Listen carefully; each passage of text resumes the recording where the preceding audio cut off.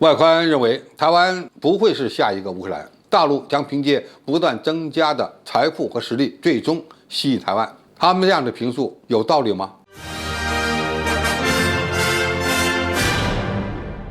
近日，《亚洲时报》报道了理查德·加瓦德·海达里安的文章。他在这篇文章中称，台湾根本不可能成为下一个乌克兰，中国有办法让统一变成现实。俄罗斯在乌克兰边境地区集结了10几万军队，引发了人们对不久的将来全面入侵乌克兰的担忧。对于一些专家来说，俄罗斯的进攻很可能在2月的下半月或者3月份发生，因为北京的冬奥会即将结束，乌克兰东部地区在春天到来之前会变得泥泞，不利于机械化部队的快速推进。随着欧洲为一场潜在的战争在做准备，现在人们越来越担心，如果普京采取行动的话，也许中国大陆也可能会考虑对分裂的台湾地区采取类似的军事行动。中俄最近几天在双边防务和经济关系方面的合作进一步加强。台湾地区当局对俄罗斯反对台独的声音表现的是非常反感。其实，台湾地区当局也担心中俄在解决台湾问题和乌克兰危机上形成某种默契或者是配合。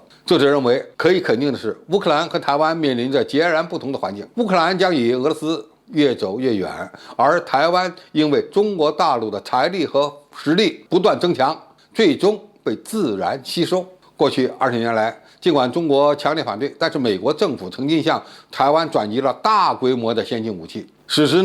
拥有组织严密的现代化武装力量。就规模的比例而言，它有可能成为亚洲最大的军队之一。但是相比于解放军的进步，这些又显得毫无起色。台湾的最大本钱反倒是半导体。2020年，该岛占全球半导体代工厂收入的60%以上，台积电占全球半导体代工厂总收入的54%。台湾地区当局企图有意识地将自己作为供应链弹性的重要因素，来增加与中国大陆较量的筹码。但是很多人可能没有注意到，中国大陆处理台湾问题的处境与俄罗斯处理乌克兰问题完全不同。在过去的20年里，中国已经成为几乎所有邻国的最大贸易伙伴。从1990年到2014年，中国占地区 GDP 的份额已经从8%扩大到了51%，而且在区域贸易中的份额也同样从8%飙升到了39%。在经济繁荣的推动下，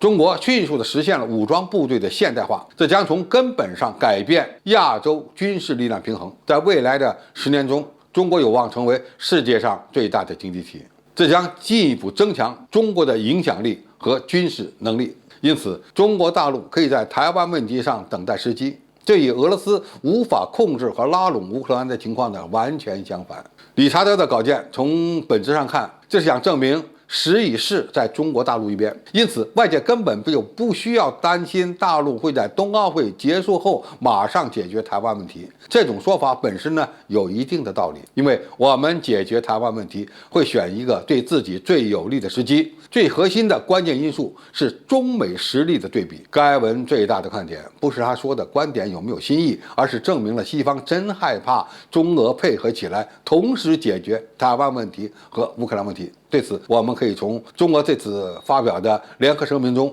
看出端倪。俄罗斯声明反对任何形式的台独，而中国首次表态反对北约通过。注意，中国并没有提及乌克兰的问题，而是反对以美国为首的北约军事集团进一步压缩俄罗斯的战略空间。这就意味着中俄在这2个问题上都在照顾对方的核心利益，但是远没有达到配合采取军事行动的地步。至于说中国通过自己的发展有没有可能让台湾乖乖的回归呢？这个就有点过于乐观了。我们只能说，当中国实力超过美国之后，解决台湾问题的阻力将会大大减小。但是我们不一定会等到那一天，台独分子也可能由于自己的作死行动，最终导致统一提前到来。好，今天的评述就到这里，谢谢大家收看，我们下期再见。